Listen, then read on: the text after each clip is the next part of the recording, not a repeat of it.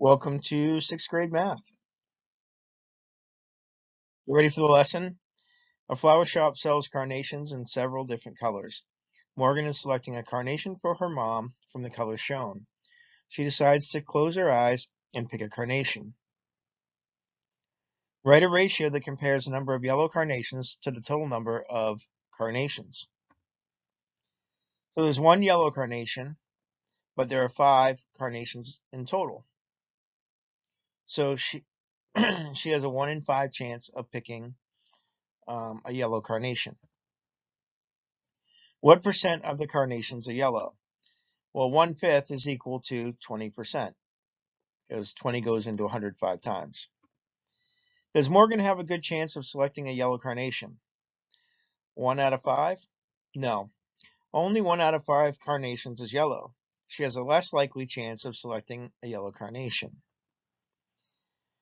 What would happen to her chances of picking a yellow carnation if a green, lilac, dark purple, and teal carnation were added to the flowers shown? Well, that would add 5. So since 1 out of 10 carnations would be yellow, the chance of selecting a yellow carnation would be even less likely. And what happens to her chances if there's only one yellow carnation and one pink carnation? In that case, she would have 1 out of 2 chance, because 1 out of 2 carnations would be yellow. Her chances of selecting a carnation would increase to 50%. It is equally likely to select any one of the 5 carnations. 5 carnations represent the possible outcomes. So this picture shows the possible outcomes. It's the 5 carnations, 5 different colors. And a simple event is one outcome or a collection of outcomes. For example, selecting a yellow carnation is a simple event. Probability is a chance that some event will occur. You can use a ratio to find the probability. So the probability of an event is a ratio that compares the number of favorable outcomes to the number of possible outcomes.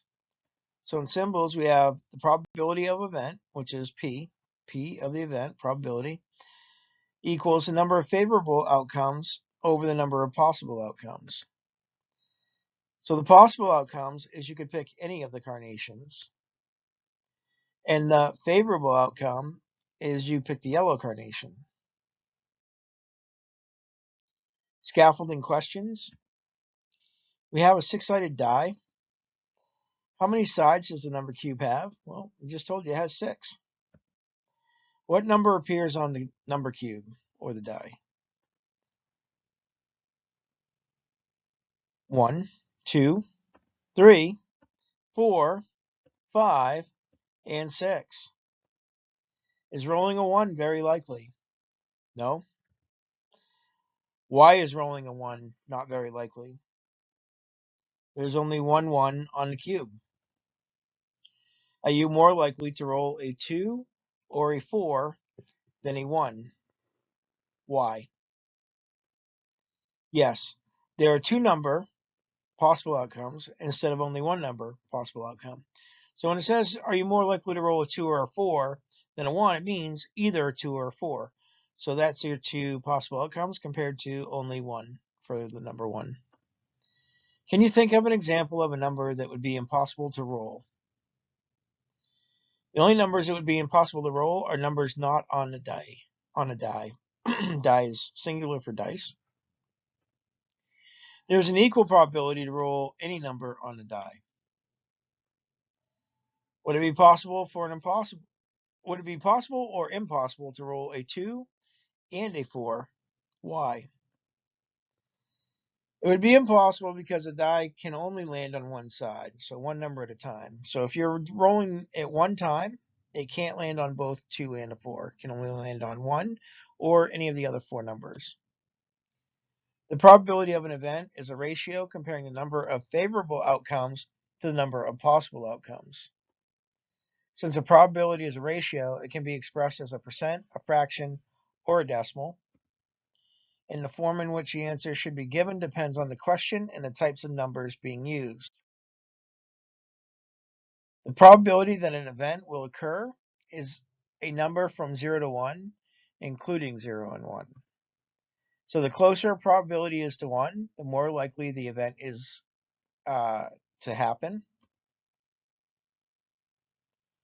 And the closer it is to 0, the less likely it is to happen. Outcomes occur at random if each outcome is equally likely to occur. So with the dice, that's six-sided, there's a 1 in 6 chance that any one of the numbers will come up. So let's find the probability. There are 6 equally likely outcomes if a cube with sides labeled 1 through 6 is rolled. And that's what we just talked about. Find the probability of rolling a 6. There's only 1 6 on the number rolling cube. So if we find the probability of rolling a 6, we're going to have the number of favorable outcomes over the number of possible outcomes. And as I just stated on the previous slide, you have a 1 in 6 chance of rolling any number on a die, or a number rolling cube, as they call it here. So the number of favorable outcomes, there's 1 6, so it's 1. Then the possible outcomes are 6 sides, so it's 6 possible outcomes. And the probability of rolling a 6 is 1 6, 1 in 6. Find the probability of rolling 2, 3, or 4. So there are 3 possible favorable outcomes, 2, 3, or 4. And we will write that as the probability, or P, of 2, 3, or 4 equals the number of favorable outcomes over the number of possible outcomes. So since there are 3, we'll put 3 as the number of favorable outcomes over 6, the number of possible outcomes. And the probability of rolling a 2, 3, or 4 is 1 to 2. Check your progress. The spinner at the right is spun once. Find the probability of each event. Write each answer as a fraction. So, angles on spinners. You know that the outcomes of spinning each letter on the spinner at the right are equally likely since the angles formed are the same size. So all that means is each pie-shaped piece there with a letter in it are the exact same size with the same angle. So the likelihood is equal that any of the spinner will land on any of them. If any of the letters were bigger, it would change the odds or the probability. So the probability of landing on F, there's only one F on the spinner, and the spinner has 10 letters. So the probability of spinning an F is the number of favorable outcomes over the number of possible outcomes. The favorable outcomes is 1 because there's one F, and the number of possible outcomes is 10 because there are 10 letters. The probability of spinning F is 1 out of 10. So the probability of spinning a D or a G, P, remember P, and then D or G in the parentheses. So it's the probability of spinning D or G. And D or G, there's one of each, but combined, it's 2 possible favorable outcomes. It's going to land on, if it lands on D or G. So the probability of D or G equals the number of favorable outcomes, which is going to be 2, D or G, over the number of possible outcomes, which is 10 for the number of letters on the spinner. So we get 2 out of 10, and if we simplify that to 1 out of 5.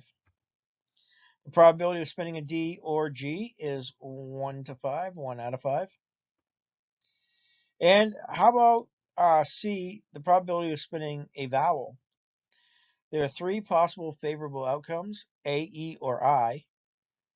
And the probability of A, E, or I equals the number of favorable outcomes, which is 3, A, E, or I, over the number of possible outcomes, which is 10. So we will get 3/10. The probability of a vowel A, E, or I is 3/10. If you toss a coin, it can either land on heads or not land on heads. These two events are complementary events. And complementary events are 2 events in which either one or the other must happen, but they cannot happen at the same time. So if you flip a coin, it has to land on heads or tails, and that is those are complementary. It can't land on both at the same time, and there is no other option. It's either going to be heads or it's going to not be heads. In this case, it'll be tails. The sum of the probability of an event and its complement is 1 or 100%. So 100% of the time that you flip a coin, it is going to land on heads or tails. And yes, I've heard of a coin landing on its side, but we're not going to address that here. So complement in everyday use, the quantity required to make something complete. Complementary events in math use, two events that are the only ones that can happen. So find the probability of the complement. Find the probability of not rolling a 6 on a cube or die. So the probability of not rolling a 6 and the probability of rolling a 6 are complementary. So that means the sum of all probabilities is equal to 1. And the probability of 6 plus the probability of not 6 equals 1. And we know that the probability of rolling a 6 is 1 out of 6 because there's 6 on one side, only on one side, and there are 6 sides. So if we have 1 6 plus the probability of not a 6 equals 1, then we could say what number plus 1 6 equals 1, which is the same thing as 1 minus 1 6 equals what. So in this case, we know that if we take 1 6 away from 1, we're going to have 5 6. In this case, there are 6 sides, and we know only one side will roll a 6, so the other 5 will not. So 5 is the complement of 1, or 5 6 is the complement of 1 6. So the probability of not rolling a 6 is 5 6. Check your progress. A bag contains 5 blue, 8 red, and 7 green marbles. A marble is selected at random. Find the probability of each event. So the probability of not red. The sum of the probabilities is 1. We have the probability of red plus the probability of not red equals 1. And if we replace the probability of red with 8/20, because there's 8 reds and the total possible number is 20, 5 plus 8 plus 7 equals 20. So we have the number of favorable outcomes of red is 8 over the total possible outcomes, which is 20. We have 8/20. So 8/20 probability of red, 8/20 plus the probability of not red equals 1. So what number plus 8/20 equals 1? Little simple subtraction, 1 minus 8/20 will tell us that 8/20 plus 12/20 equals 1. So the probability of not being red is 12/20. And if we simplify that, it's 3/5 using 4 as the greatest common factor. Probability of not blue or green. So the sum of the probabilities is 1. We know there are 3 colors. And if we are finding the probability of not selecting blue or green, that leaves red as the only color we can select. And in the last problem, we determined the probability of not finding red was 3/5. So 5/5 minus 3/5 of not finding red equals 2/5. Real world example, eye color. Mr. Harada surveyed his class and discovered that 30% of his students have blue eyes.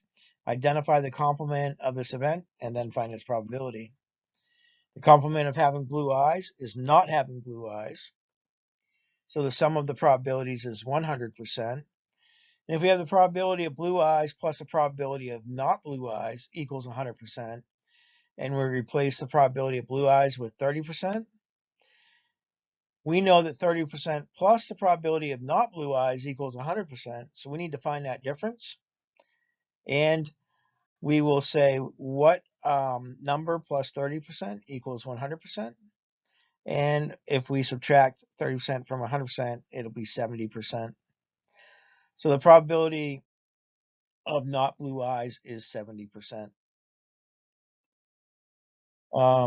Waleed surveyed his classmates about their favorite type of movies, identify the complement of each event, then find the probability of the complement. So adventure. The complement of adventure is comedy, romance, or thriller. So if we add those up, comedy, romance, and thriller account for 82 out of a total of 100, so that's 82%.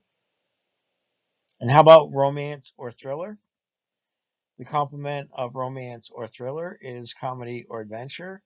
And those two added together equals 64. So 64 out of 100 in total equals 64%.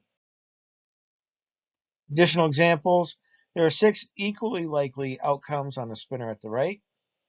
Find the probability of landing on one. So this is similar to the die where there were 6 sides. In this case, there's 6 different outcomes. And look at the shape and size of the pie pieces. They all seem to be identical. So there's only one F on the spinner, or there's only one on the spinner, and there are 6 total numbers. So if we get probability of 1 equals the number of favorable outcomes over the number of possible outcomes, one favorable outcome is landing on 1, and there are 6 total outcomes landing on numbers between 1 and 6. So the probability of spinning 1 is 1 out of 6. Find the probability of landing on 2 or 4. So there are 2 possible favorable outcomes, 2 or 4. So the probability of landing on 2 or 4 equals the number of favorable outcomes over the number of possible outcomes. Now, as we stated, there are 2 favorable outcomes, that's both 2 and 4, over 6 total, which is 1 through 6. So we get 2, 6, and we'll need to simplify that to 1/3. Probability of spinning a 2 or 4 is 1/3.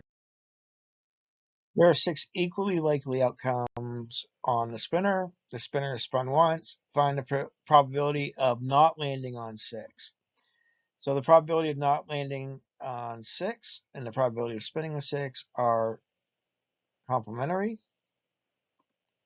So the sum of the probabilities is 1, and the probability of 6 plus the probability of not 6 equals 1. If we replace probability of 6 with 1/6, because there's only 1/6 out of the 6 spots, 1/6 plus the probability of not landing on 6 equals 1. What number plus 1/6 equals 1? Well, it's going to be 1/6 plus 5/6 equals 1, because there are 5 numbers that it could land on that are not 6, so that's 5 out of 6. And the probability of not spinning a 6 is 5/6, which is the complement of spinning a 6, which is 1/6. A sportscaster predicted that the Tigers have a 75% chance of winning tonight. Describe the complement of this event and find its probability. The complement of the Tigers winning tonight is the Tigers not winning tonight. And if we describe the complement of this event and find its probability, the Tigers winning tonight, the complement of the Tigers winning tonight is the Tigers not winning tonight, which I already stated. And the probability that the Tigers will not win tonight is 1 minus 75%, which is 75% is a chance of winning. That equals 25%. So their chance of not winning tonight is 25%, or 1/4. Here's your homework. Please head over to Google Classroom to submit it. I hope you have a great night, and I will see you in class. Thank you.